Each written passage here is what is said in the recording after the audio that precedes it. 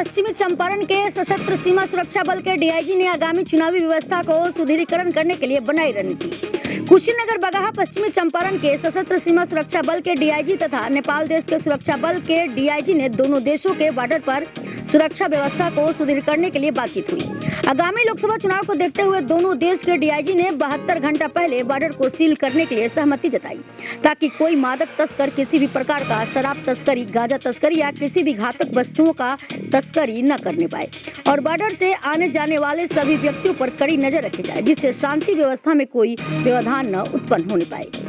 शिवपूजन चौबे, कुशीनगर। हैं एसएसबी के, तो ये यहाँ हम लोग उपस्थित हैं। आज का जो भी मीटिंग कोऑर्डिनेशन हुआ है, वैसे उसका एक प्रेस रिलीज जो है, महत्वपूर्ण बातें उसमें लिख के हम लोग की तरफ से आपको दे दिया जाएगा। बहरहाल आप लोग कुछ पूछना चाहते हैं तो आप पूछ लें। मुख्य तौर पर क्या उद्देश्य है? देखिए, ये मीटिंग हम लोग हर एक 6 महीना पे करते हैं। प्रायः सेक्टर लेवल पे भी होता है, एक सेक्टर दूसरे सेक्टर से करते हैं। इस बार पटना फ्रंटियर के इतिहास में पहली बार हुआ है कि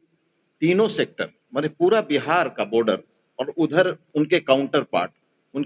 पार्ट में 4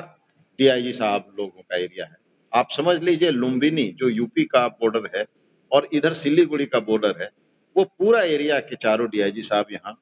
हैं और उनके साथ उनके सहयोगी 20 कमांडेंट साहब भी आए हुए हैं जो वहाँ हैं। और इधर तीनों सेक्टर और जितने 12 कमांडेंट हैं, वो सभी की टीम आज यहाँ पर सब हम लोग रूबरू सामने होकर बैठे थे, बातचीत हुआ। सबसे महत्वपूर्ण हो गया कि ये मीटिंग इलेक्शन को लेते हुए इसकी अहमियत और बढ़ गई है, क्योंकि इलेक्शन के लिए फेजेस अनाउंस हो गए हैं, इलेक्शन होने वाले हैं और खुला बॉर्डर होने के कारण इलेक्शन को लेकर चैलेंजेस हैं और उसमें एपीएफ के तरफ से बहुत ही सहयोग का जो माहौल बनाया गया है और सहयोग इसमें किया जा रहा है। चाहे तो वो शराब का है, जो शराब अवैध तरीके से ला रहे हैं उसमें एपीएफ के तरफ से काफी पकड़ धकड़ किया जा रहा है और जो ड्रग्स जो आते हैं, गांजा और इन चीजों में उसमें भी काफी पकड़ धकड़ एपीएफ के तरफ से किया गया है और हर एक तरह का चुनाव में पूरी मुस्तैदी से इनके भी इस बिहार के बॉर्डर में 195 पोस्ट हैं, जैसे हमारे 194 पोस्ट हैं, इनके भी 195 पोस्ट हैं, कुछ अस्थाई और कुछ अस्थाई। ये सब एपीएफ और एसएसबी ये सब मिलके पूरे बॉर्डर को अवैध गतिविधि ना हो इसका पूरा व्यवस्था कर रहा है। चुनाव के पहले 72 घंटे, चुनाव के पहले जिस जिला में चुनाव होगा उसके 72 घंटे पहले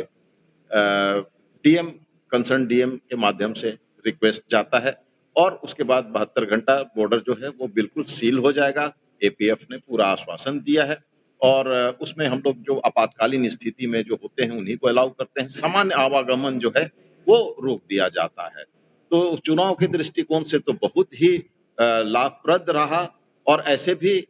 एसएसबी और एपीएफ का जो कोऑर्डिनेशन का रिलेशन है बहुत ही मजबूत है और हम लोग प्रायः real time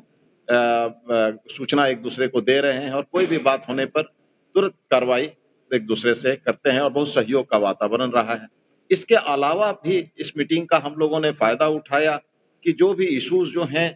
Bharat Nepal APF को जो इश्यूज हैं, जैसे हमारे यहाँ से साइकोट्रॉपिक सब्सटेंस जो कोडेन और ये सिरप है नेपाल के तरफ जाता है, इनका रिक्वेस्ट था कि उस पर आप लोग और ज्यादा कार्रवाई करिए। हम लोगों ने इसमें और ज्यादा कार्रवाई करने का आश्वासन दिया है। उसी प्रकार से जो चीज अवैध तस्करी नेपाल से इधर होती है, खासतौर पे गांजा और उन चीजों के, उनका उन्होंने पूरा आश्वासन दिया है। कुछ ऐसे भी इश्यूज हैं जो नो मैन लैंड पे हैं, जहां कोई कंस्ट्रक्शन वर्क चल रहा है जो उचित है या अनुचित है, मगर वो उसको रोकना है या कहीं चलने देना है, तो इसमें भी बातें हुई, रेज किया गया है। इसमें यह निर्णय लिया गया कि संबंधित दोनों कमांडेंट जो हैं वो उसको स्थल पर इस मीटिंग के बाद आपस में तय करके डेट वहां पर पहुंच के उनको देख लेंगे और अगर नियम अनुकूल है, नियम से सही है, नियम के आलोक में सही है, तो उसको गो अहेड करेंगे ताकि काम चलता रहे, लोगों को परेशानी ना हो। तो सबसे महत्वपूर्ण बात ये था कि दोनों बॉर्डर गार्डिंग फोर्स आपस में इलेक्शन के लिए के उद्देश्य से भी और अन्य चूँकि हमारी तो हर एक दिन की कार्रवाइयाँ होती हैं बॉर्डर पे, तो उस दृष्टिकोण से भी कोऑर्डिनेशन बेहतर होता रहे और प्रगाढ़ रिश्ते रहें और चूँकि ये बहुत मैत्रीपूर्ण देश है,